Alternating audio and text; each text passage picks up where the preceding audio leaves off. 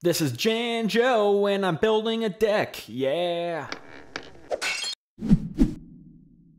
Total Defense Shogun is the original super heavy samurai. I am so shocked that there's not really many deck profiles out there for retro formats for this one card. It was a tin exclusive card, and that's pretty neat. I think there was maybe one other deck I've seen, but I want to take a crack at it myself because this card, I don't know, it's always allured me a little bit. It's drawn me. It has created a ring of magnetism towards me. And this is Total Defense Shogun. It is a 6-star Dark Warrior with 1550 attack and 2500 defense. And its effect is, this card is changed to defense position when it's normal summoned or flip summoned successfully. This card can attack while it's in defense position. That's key here. If this card attacks while in defense position, apply the attack of this card for damage calculation. So it can attack and defend itself at the exact same time, and that's pretty cool. Your opponent can attack into it while it's in defense mode, which it does have high defense.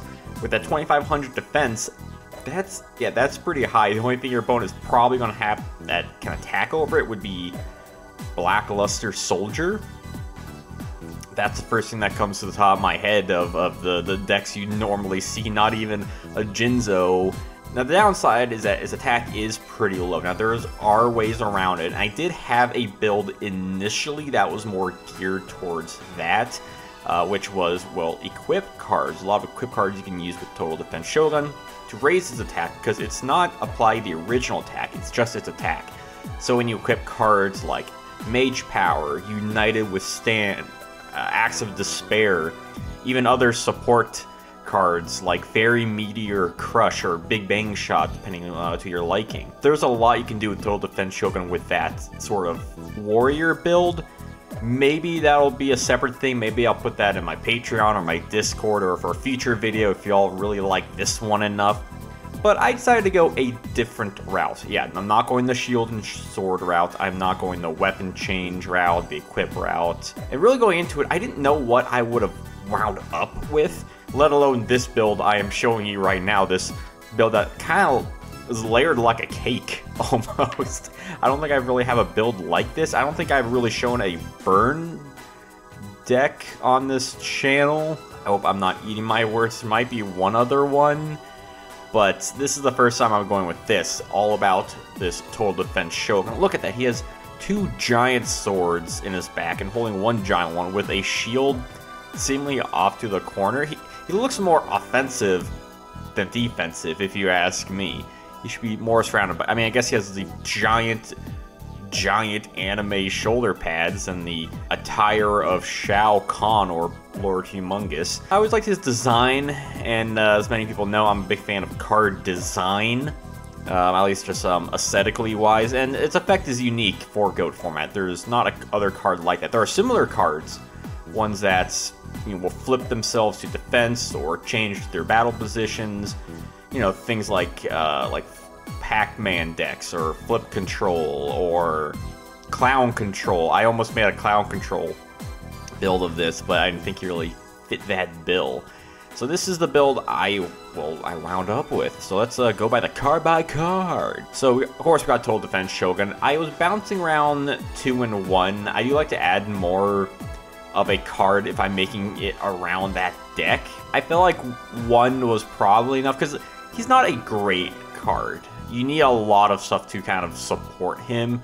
You could definitely make it a boss monster type of deck, but I wanted to go a different route, one that many of you probably wouldn't expect to go, which just shows the versatility of a card like this. So instead of playing off of his attacking, we're playing off of his defense. Well, his attacking is still important, as we'll kind of build the argument for.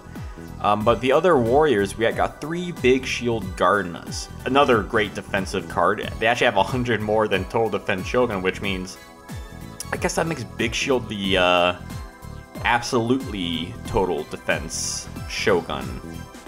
But I guess he's not a Shogun. He's he's not really a samurai. I'm not really sure what Big Shield Gardena is supposed to be. He's just a warrior with a big shield. He likes it. He thinks it looks nice. So we're running all these defensive cards because, well, this is a burn deck. How do we win with a burn deck? Well, to win, we are going to be using burn cards, as much burn cards as we can. You got cards like Just Desserts, Magic Cylinder, Nightmare Wheel.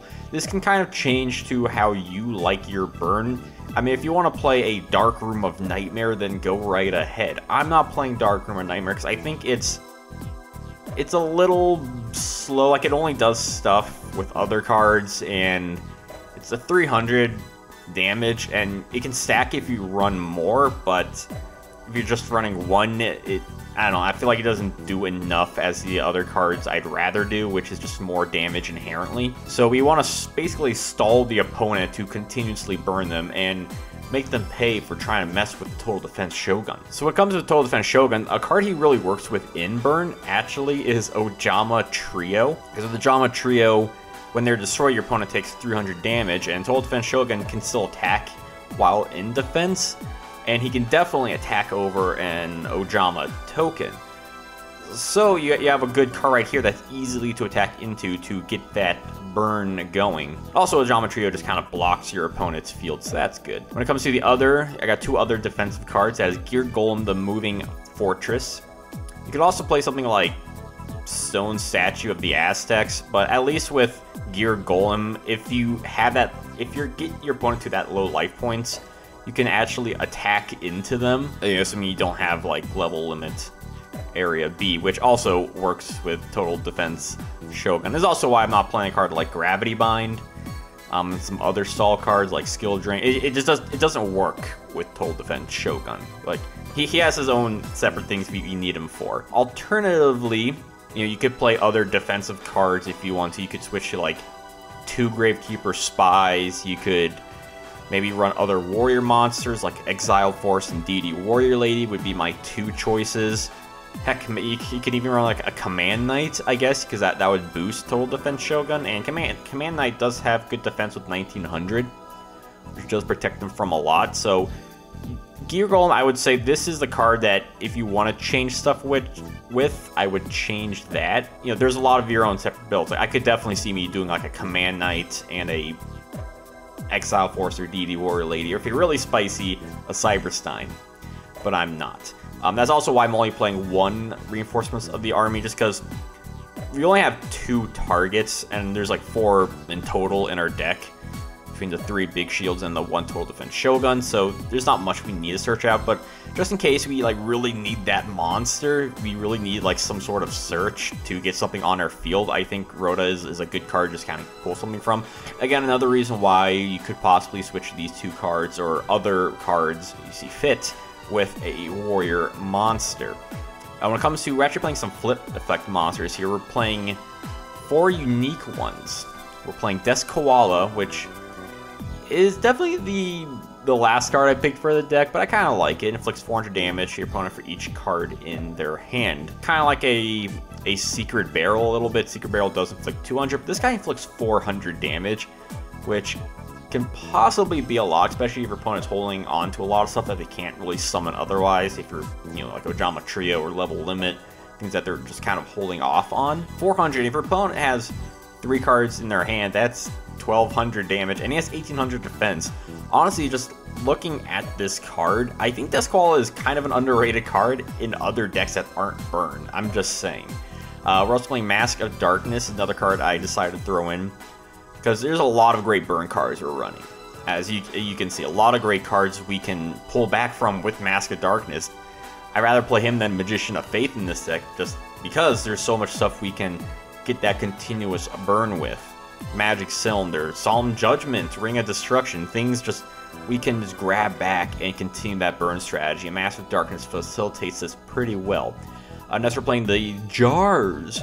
We're playing Morphing Jar, so we can, if we're running low on resources, we have a lot of stuff on the field, because this deck does play a lot of just using these cards.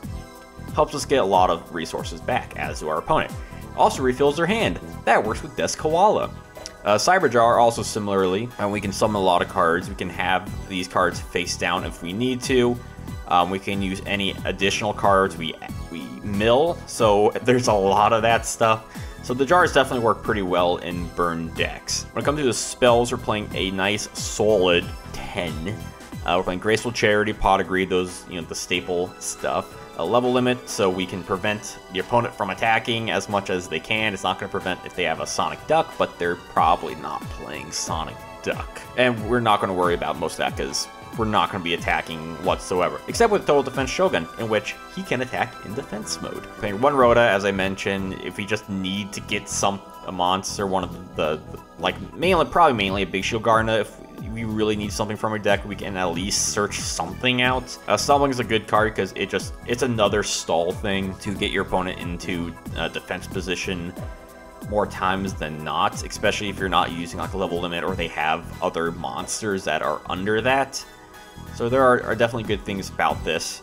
Swords of Revealing Light prevents from attacking, again continuing this stall strategy, which also works with Wave Motion Cannon, in which during your main phase you can send this card to the graveyard and inflict 1,000 damage to your opponent for each of your standby phases that has Past Tense has activated. Now this is really cool because it's just many people of the who enjoy burn decks probably know this card is kind of scary because it can rack up damage very quickly, in which that does help your game. It also is great because it forces your opponent to use more back row destruction card on this when they probably should use against like a level limit or a stumbling or any other powerful just burn trap cards.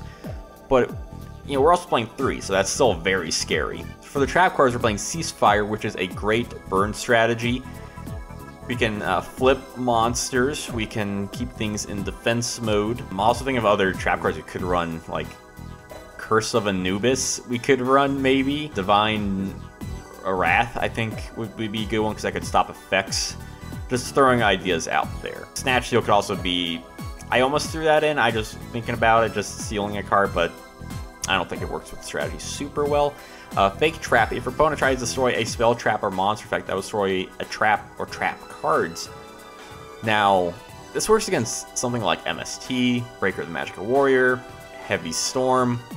This card is pretty underrated too. If the cards that would have been face down destroyed are face down, you can look them to confirm. I'm not 100% sure if this means your opponent can look at the face down cards to confirm. I'm not 100% sure on the ruling of Fake Trap. They might be able to look at your face down cards, but even still, you're still stopping a great back row removal card if they're going for that. Now, it destroys, so that wouldn't work with like Giant Trunade, but most of the stuff you're going to worry about, I think Fake Trap deals with a lot of that. Just Desserts, for each monster they control, deal 500 damage, and hey, Ojama Trio works with this too. Magic Cylinder, if they find a way to attack, you can at least reverse that attack back at them and inflict damage. Very scary. Nightmare Wheel, again, if they manage to have an attack monster, we can at least stun it and inflict 500 during your standby phases. All these cards just add up burn damage. Ojama Trio, we can summon 3 tokens to your opponent's side of the field. They cannot be tributed, and each time they're destroyed, your opponent takes 300 damage. So not only does it clog this field, you can also get some burn out of it too. It prevents them from using Scapegoat. It means they can only have 2 other monsters on the field, and if you need to destroy them with like a Total Defense Shogun, then you can. Ring and Destruction, I think speaks for itself. Just those super powerful burn to destroy those really problematic cards and just inflict a ton of damage possibly. Like if you use this on a BLS, you're inflicting 3,000 points of damage. Keep in mind, it does burn you too, so just be a bit careful on that. Secret Barrel inflicts 200 for each card in your opponent's hand and the card they control. So that can possibly be a lot of cards too, and we're playing Solemn Judgment, which just stops everything, which is really great for anything that we just do not need your opponent doing. It's definitely like the defensive card of this deck, apart from, well, Total Defense Shogun. This is the Total Defense Trap, you could say. But yeah, there's a lot of great cards. There's other things you could run potentially.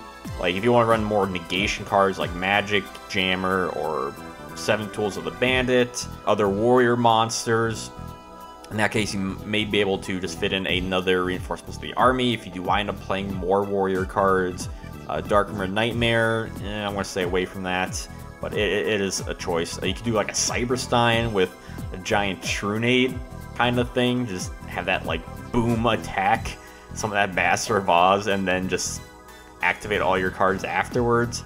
There's a lot of just fun stuff with burn decks. It is a deck that is a deck, you know what I mean? I think the whole idea was for Total Defense Shogun to kind of shine, and I think this is a pretty fun deck with him that isn't your typical weapon change, shield and sword card equipped deck you might expect, and I like to make you expect the unexpected. Because the only thing that's for sure is nothing's for sure. So let me know what you think about this deck. Would you play it? What would you change? And what are your opinions on Total Defense Shogun? So until I see y'all next time, have a wonderful day.